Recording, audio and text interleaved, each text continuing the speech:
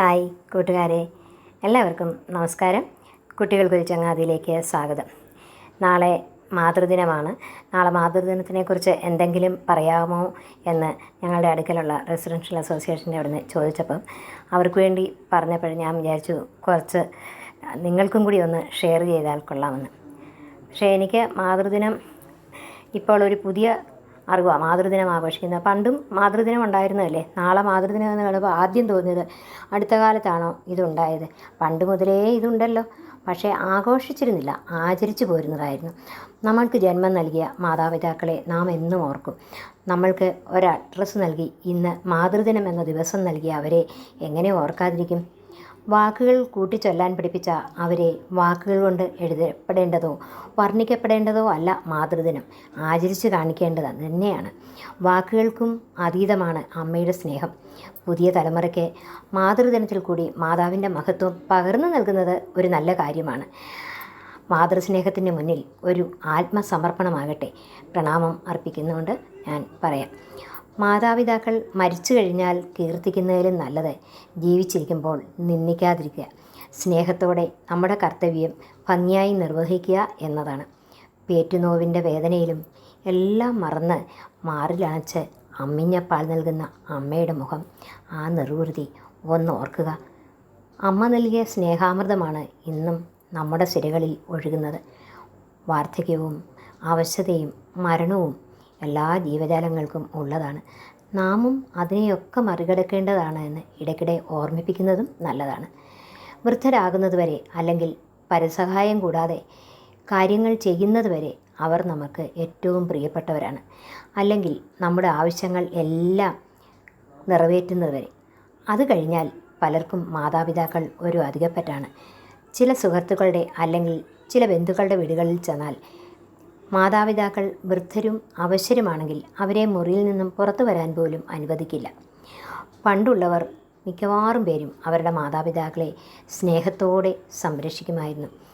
ഇന്ന് ജോലി തിരക്കുകൾക്കിടയിൽ പലർക്കും ബുദ്ധിമുട്ടാണെന്ന് നമ്മൾക്കെല്ലാവർക്കും അറിയാം, അല്ലേ?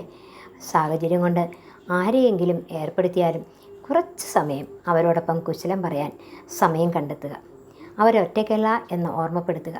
അവരിൽ നിന്നും നമ്മൾ നമ്മുടെ കടമ മാത്രമല്ല, ത്യാഗത്തിൻ്റെയും സഹിഷ്ണുതയുടെയും ഒരു അർപ്പണവും കൂടിയാണ്. കുടുംബ ബന്ധങ്ങൾ ശിഥിലമാകുന്ന ഈ സമയം നമ്മുടെ കുട്ടികൾ കണ്ടു വളരട്ടെ.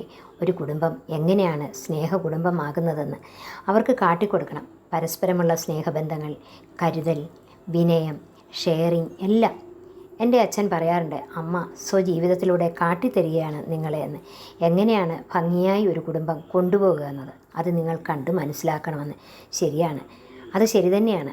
ആ മാതൃസ്നേഹമാണ് ഇന്നും ബന്ധങ്ങൾ ഭംഗിയായി കൊണ്ടുപോകാനും ശിഥിലമാകാതിരിക്കാനും ഏറെ സഹായകരമാകുന്നതെന്ന് ഞാൻ മനസ്സിലാക്കിയിട്ടുണ്ട്.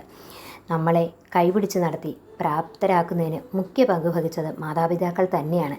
നമ്മളെ നാമായി ആക്കിയത് അവരാണ്. മക്കളുടെ ഓരോ ഉയർച്ചയിലും ഏറ്റവും സന്തോഷിക്കുകയും അഭിമാനിക്കുകയും ചെയ്യുന്നതും അവർ തന്നെ. ദുഃഖങ്ങളിൽ ചേർത്ത് നിർത്തുന്നതും ആ കരങ്ങൾ തന്നെ. എല്ലാ ദുഃഖങ്ങളും ഉള്ളിലൊതുക്കി ഒന്നും പുറത്ത് കാണിക്കാതെ പുഞ്ചിരിയോടെ നമ്മെ വളർത്തിയ ആ മാതൃസ്നേഹം കണ്ടില്ല എന്ന് നടിക്കാൻ നമുക്കാകുമോ കുട്ടികളെ? നാളെ നമ്മളും മാതാവും പിതാവും ഭാര്യയും ഭർത്താവും ഒക്കെയാകും. അത് മനസ്സിലാക്കണം. പഴുത്ത ഇല പൊഴിയുമ്പോൾ പച്ച ഇലകൾ അത് നോക്കിച്ചിരിക്കുന്നു. അവരറിയുന്നില്ല നാളെ നമ്മളും പൊഴിഞ്ഞു പോകുമെന്ന്. അതുപോലെയാണ് നമ്മൾക്കും വാർദ്ധക്യം ഉണ്ടാകുമെന്ന് നമ്മൾ മനസ്സിലാക്കണം. അത് ഇടയ്ക്കിടയ്ക്ക് ഓർമ്മിപ്പിക്കുന്നതും നല്ലതാണ്. അത് മനസ്സിലാക്കിയാൽ അത് കണ്ട് പച്ചില ചിരിക്കുകയില്ല. ഇതൊക്കെ നമ്മൾ പ്രകൃതിയിൽ നിന്നും പഠിക്കേണ്ട പാഠമാണ്. ഒരുപാട് കാര്യങ്ങൾ നമുക്ക് പ്രകൃതിയിൽ നിന്നും പഠിക്കാൻ കഴിയും. അതുകൊണ്ട് മാതൃസ്നേഹം മാതാവ് പിതാവ് ജീവിച്ചിരിക്കുമ്പോൾ നൽകണമെന്ന് മാതൃദിനം നമ്മെ ഓർമ്മിപ്പിക്കുവാൻ വിനിയോഗിക്കുക. ഈ അവസരം കുറ്റബോധം ഒട്ടുമില്ലാത്ത ഒരു ജീവിതം നയിക്കാൻ നമ്മെ സഹായിക്കുന്നു. അത് കഥകളിലൂടെയും നേരിട്ടും കുട്ടികൾക്ക് മനസ്സിലാക്കിക്കണം. അമ്മയെ, അച്ഛനെ, അമ്മുമ്മയെ, അപ്പൂപ്പനെ, വൃദ്ധരായവരെയൊക്കെ പരിചരിക്കുമ്പോൾ കുട്ടികളെയും ഉൾപ്പെടുത്തണം. അല്പസമയം അവരോടൊപ്പം ഇരിക്കാനും അവരെ കൈപിടിച്ച് നടത്തിക്കാനുമൊക്കെ അവരെയും ശീലിപ്പിക്കുക.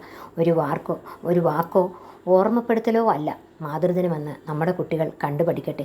ഇപ്പോഴും അദൃശ്യമായ ആ തലോടൽ തന്നെയാണ് ദുഃഖത്തിൽ സ്വാതന്ത്ര്യവും ശക്തിയുമായി കൂടെയുള്ളതെന്ന് ഞാൻ എപ്പോഴും ഓർക്കാറുണ്ട്. നാം ഓരോരുത്തരും പിതാവിൻ്റെയും മാതാവിൻ്റെയും ഒപ്പം അവർക്ക് കരുത്തായി കൂടെ ഉണ്ടാകുക തന്നെ വേണം. അവരുടെ വാർദ്ധക്യത്തിൽ എല്ലാമായി കൂടെയുണ്ട് എന്നുള്ളത് തന്നെ അവരുടെ മനസ്സിന് കരുത്തായിരിക്കും. മരണം അനിവാര്യവുമാണ്. എങ്കിലും അവർ ഇല്ലാതായാൽ ഒരു നഷ്ടബോധം, ഒരു ശൂന്യത കൂടെയില്ലേ? മാതാവും പിതാവും ഗുരുവും ദൈവത്തെപ്പോലെ എന്ന ആപ്തവാക്യം ഓർക്കുക. ഇപ്പോഴും കൂടെയുള്ളത് അവർ തന്നെ. ആ സ്നേഹദീപം അണയാതെ മനസ്സിൽ എന്നും കാത്തു സൂക്ഷിക്കാം. അമ്മ തന്നെയാണ് നമ്മുടെ മാതൃക. ഒരു കുഞ്ഞ് അമ്മയിലൂടെ ആണ് ആദ്യം എല്ലാം കാണുന്നതും പഠിക്കുന്നതും. മാതൃത്വത്തിൻ്റെ മഹത്വം പുതിയ തലമുറയ്ക്ക് പകർന്നു നൽകാൻ ഓരോ അമ്മമാർക്കും കഴിയണം. അതിനാകട്ടെ ഈ മാതൃദിനത്തിൽ മക്കളുടെ പ്രതിജ്ഞ. അമ്മയുടെ പാദങ്ങളിൽ ഒരിക്കൽ കൂടി പ്രണാമമർപ്പിക്കുന്നു ഈ മാതൃദിനത്തിൽ. നിങ്ങൾക്ക് ഈ കഥ ഇഷ്ടപ്പെട്ടെങ്കിൽ നിങ്ങളുടെ കൂട്ടുകാർക്ക് ഷെയർ ചെയ്യണം. ഇനിയും അടുത്ത ഒരു കഥയുമായി നമുക്ക് ഉടനെ കാണാം. എല്ലാവർക്കും നമസ്കാരം.